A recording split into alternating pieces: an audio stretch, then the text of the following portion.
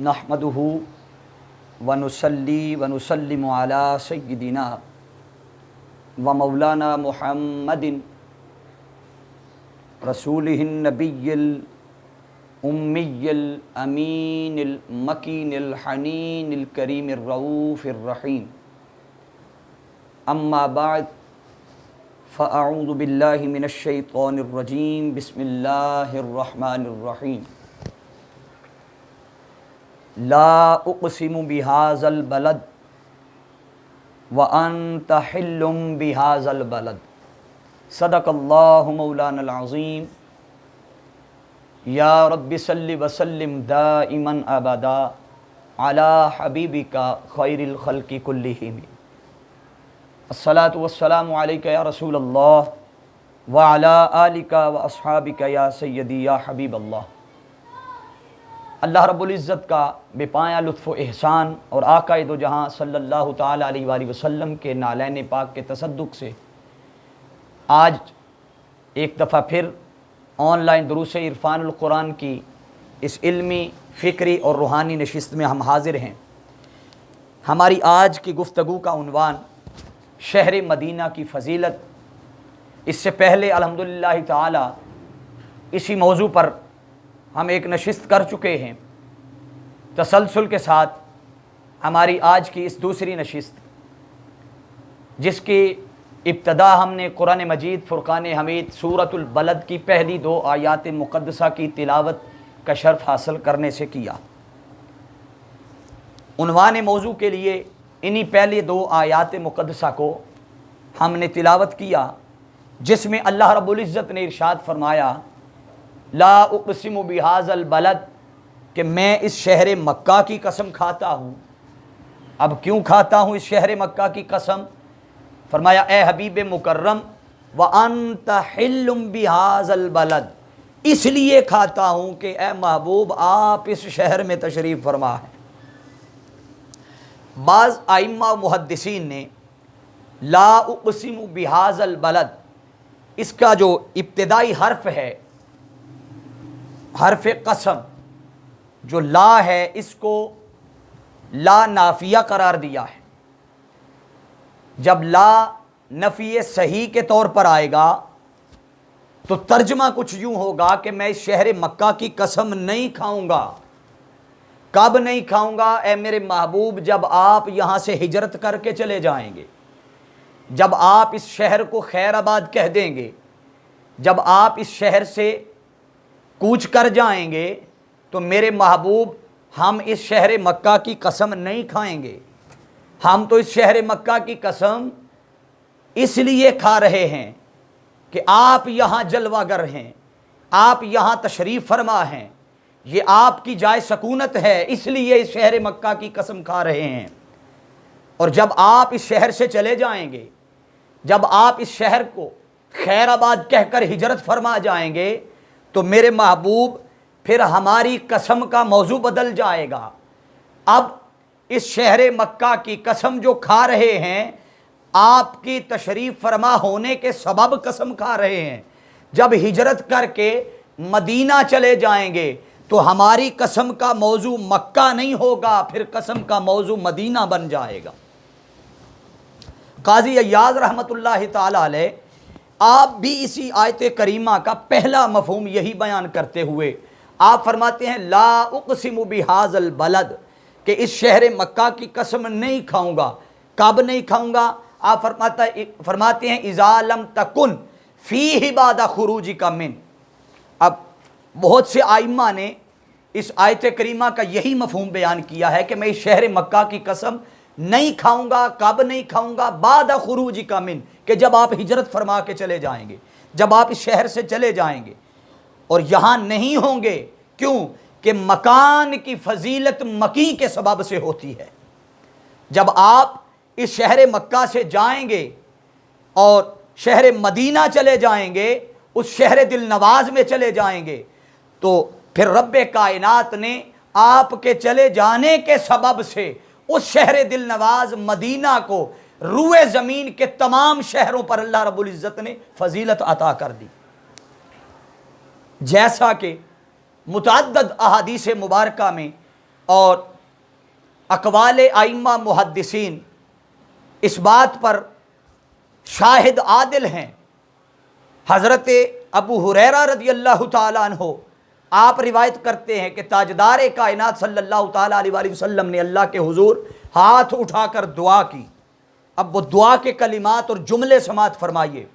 آقا علیہ السلام نے فرمایا اللہم انکا اخرجتنی من احب البلاد الی فاسکنی احب البلاد الیک، کہ اے اللہ تو نے مجھے میرے محبوب شہر سے ہجرت کا حکم دیا۔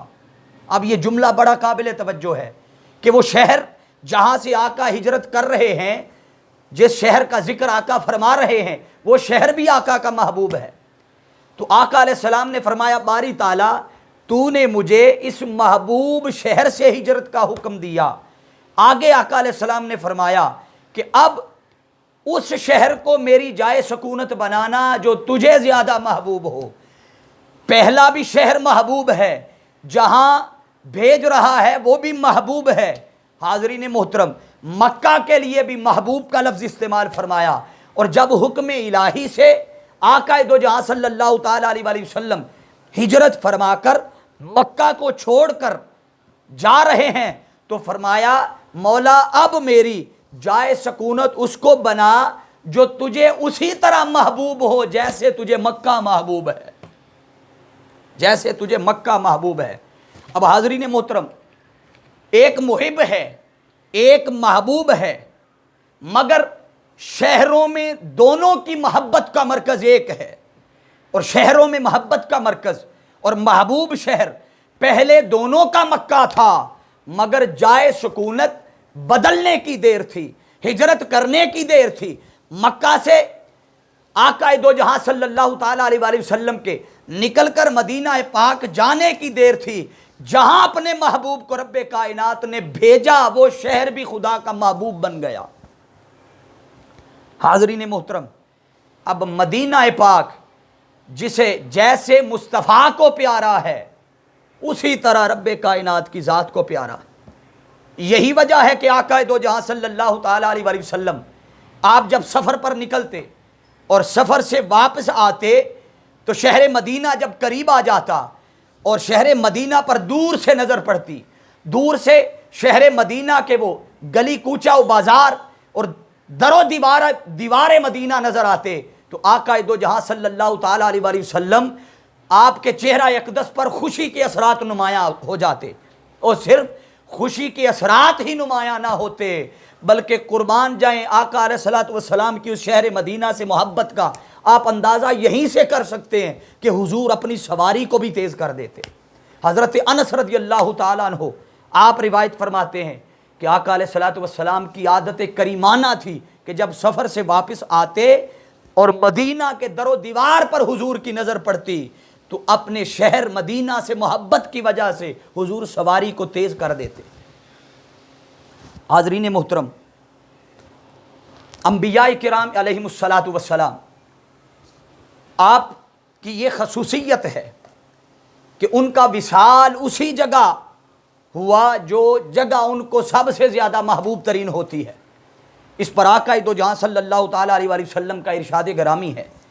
آقا علیہ السلام نے فرمایا میری قبر کی جگہ مجھے روئے زمین کی پر سب سے زیادہ محبوب ترین جگہ جہاں میرا مزار ہے اور میری قبر انور ہے۔ آقا دو جہاں صلی اللہ علیہ وسلم نے فرمایا یہ جگہ مجھے سب سے زیادہ محبوب ترین ہے، یعنی مدینہ کا وہ خطہ مجھے سب سے زیادہ عزیز ہے۔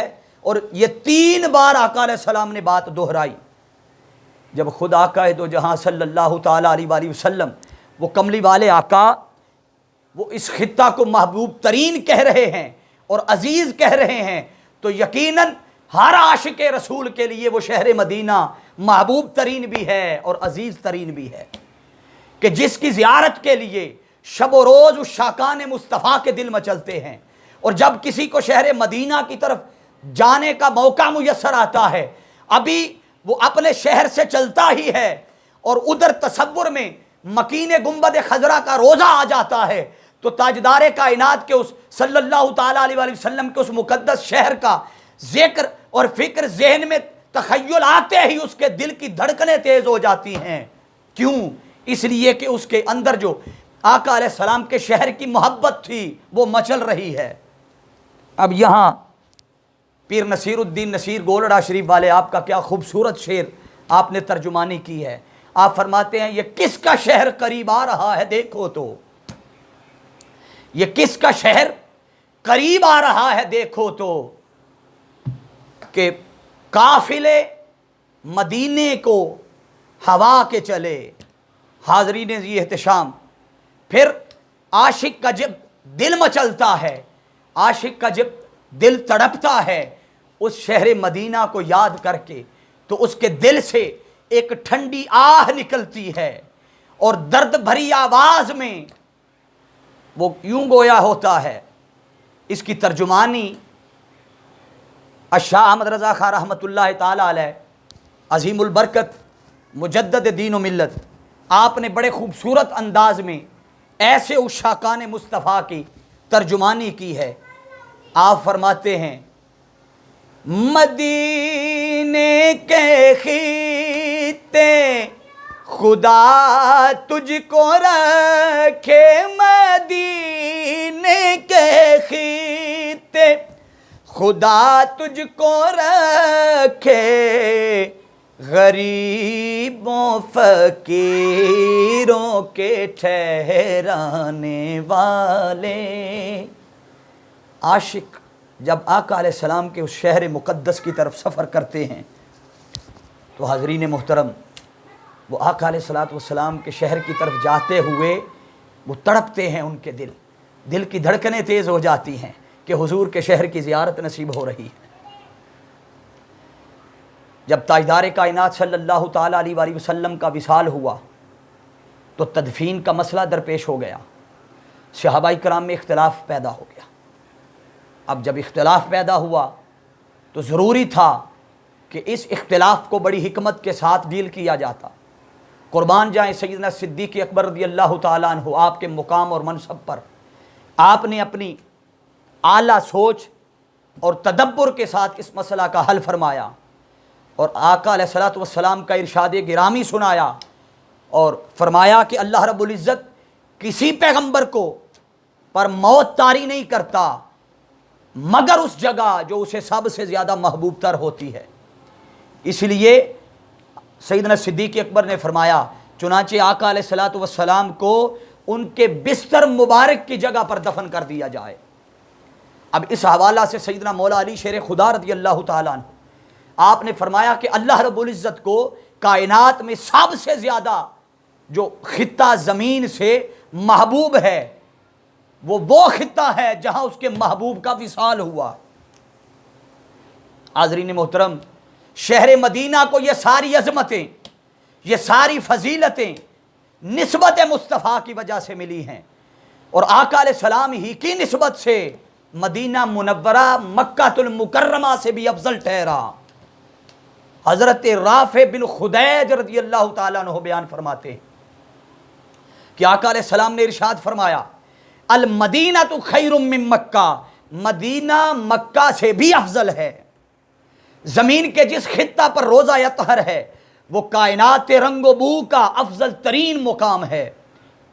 علماء متقدمین و متاخرین اس بات پر متفق ہیں کہ یہ مقام جہاں آقا دو جہاں صلی اللہ تعالیٰ علیہ وآلہ وسلم کا روزہ اطہر ہے یہ کعبہ و عرش سے بھی افضل ہے.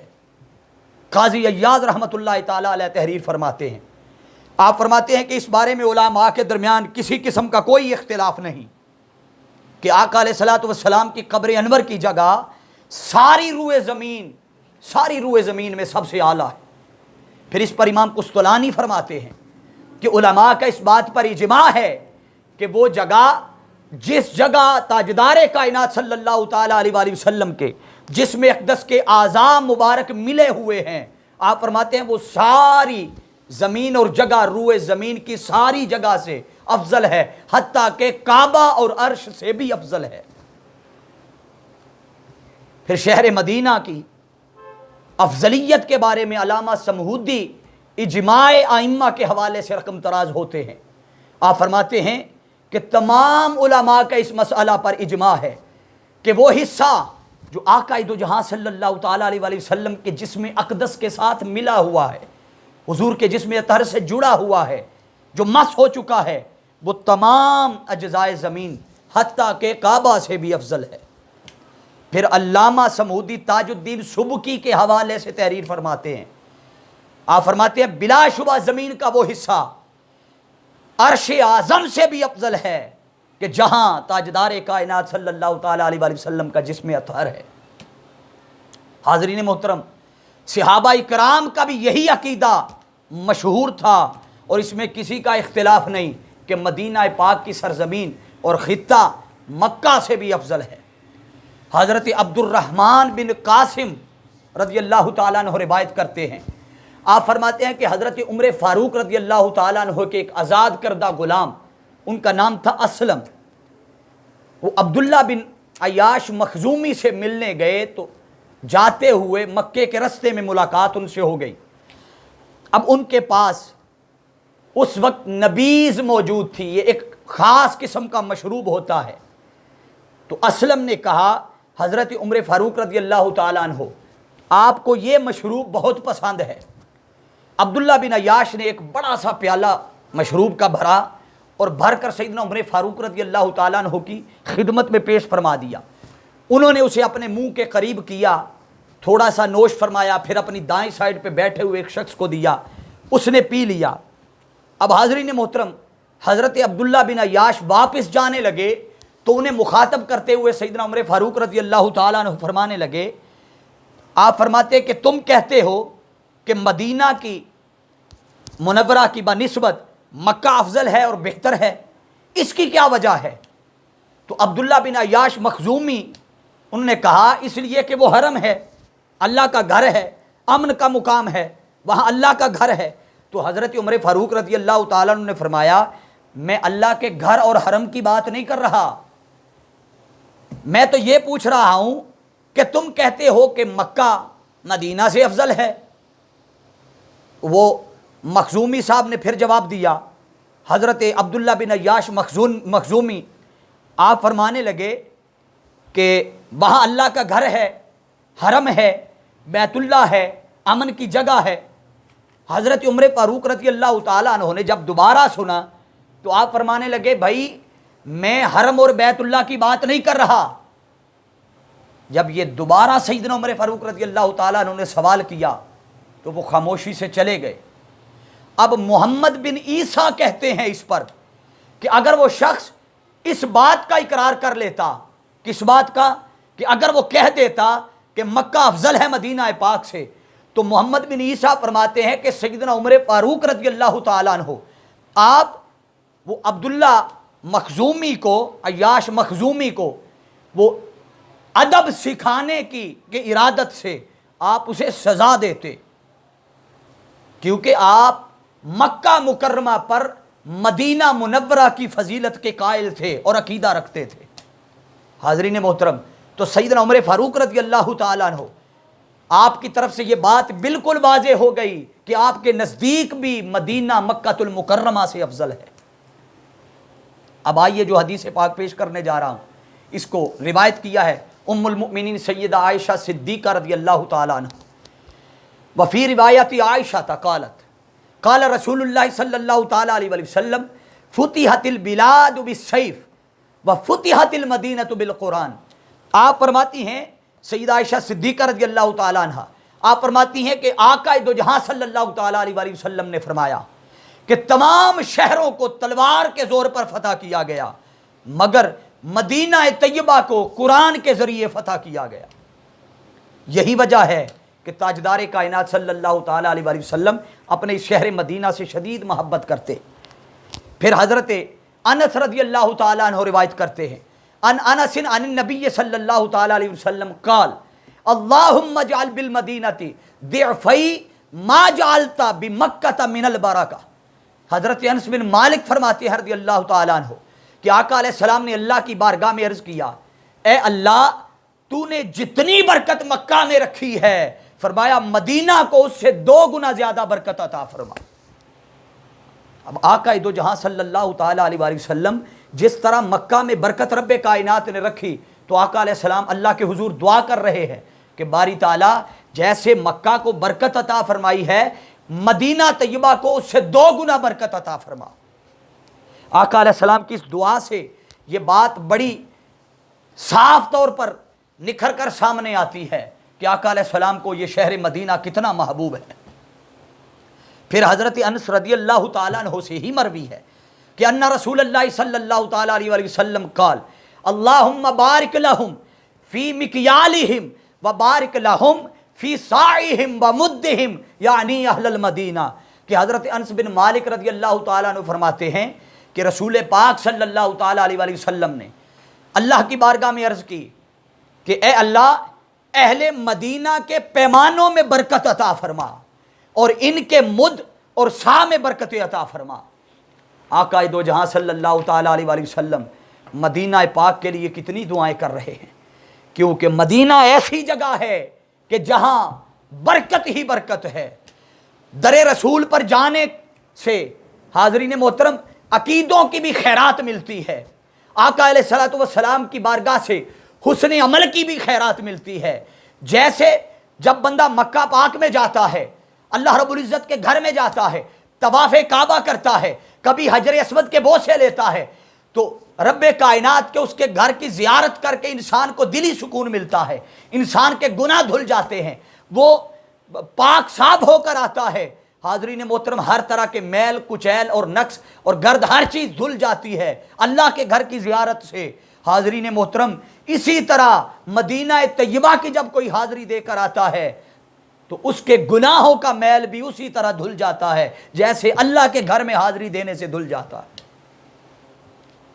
اس پر حدیث پاک پیش کرتا حضرت جابر رضی اللہ تعالیٰ عنہ راوی ان جابر جاء اعرابی النبی صلی اللہ تعالیٰ علیہ وسلم فبایعہ علی الاسلام فجاء من الغدی محموما فقال اقلنی فابا ثلاث مرار فقال المدینۃ کالکیر تنفی خبثها ویصنع طیبها۔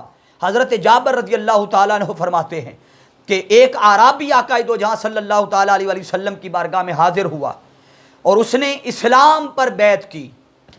اگلے روز آیا تو اسے بخار ہو گیا، بخار ہوا تو اس نے کہا میں اپنی بیعت اس کو ختم کرنا چاہتا ہوں، میری بیعت کا فسخ کر دیجئے۔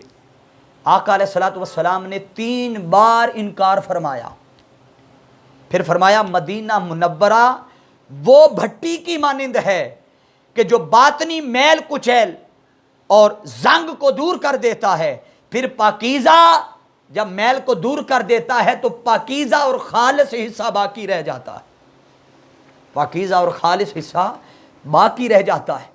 پھر حضرت زید بن ثابت رضی اللہ تعالیٰ عنہ آپ روایت کرتے ہیں، آپ فرماتے ہیں کہ آقا دو جہاں صلی اللہ تعالیٰ علیہ وآلہ وسلم نے فرمایا کہ مدینہ منورہ پاکیزہ ہے، یہ میل کچیل کو اس طرح دور کرتا ہے جیسے چاندی کے میل کو بھٹی کی آگ نکال کر دور کر دیتی ہے۔ حاضرین محترم پھر یوں کہنے دیجئے کہ اگر ظاہر کو سنوارنا ہو، باطن کو سنوارنا ہو، دل کی غلاظت کو دور کرنا ہو، دل کے میل کو دور کرنا ہو، دل کی گندگی کو دور کرنا ہو، تو جیسے خدا کے گھر کی زیارت کو اہتمام کے ساتھ جاتے ہو اسی طرح شہر مصطفیٰ کو بھی جایا کرو۔